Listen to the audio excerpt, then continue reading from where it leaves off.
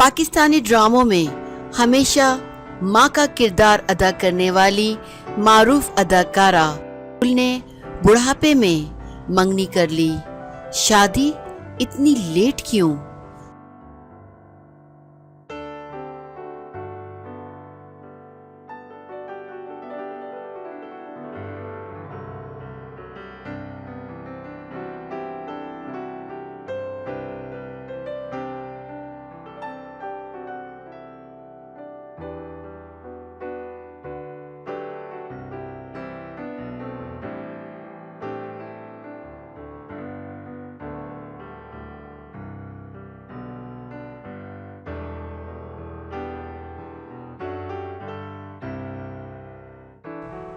पाकिस्तानी मारूफ अदाकारा आयशा गुल ने 40 बरस की उम्र में अली सैयद से मंगनी कर ली। अदाकारा व मॉडल ने अपनी मंगनी का ऐलान इंस्टाग्राम स्टोरी के जरिए किया।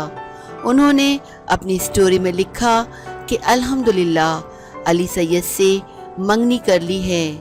अगस्त 1980 में कोयटा में पैदा होने वाली अदाकारा ने मुक़द्दर ड्रामे में अदाकारी से अपनी सलाहियतों का लोहा मनवाया और फिर बेशुमार ड्रामों में बेहतरीन किरदार निभाए। उन्होंने 2009 में रिलीज होने वाली फिल्म इंसानों जैसे लोग में भी काम किया।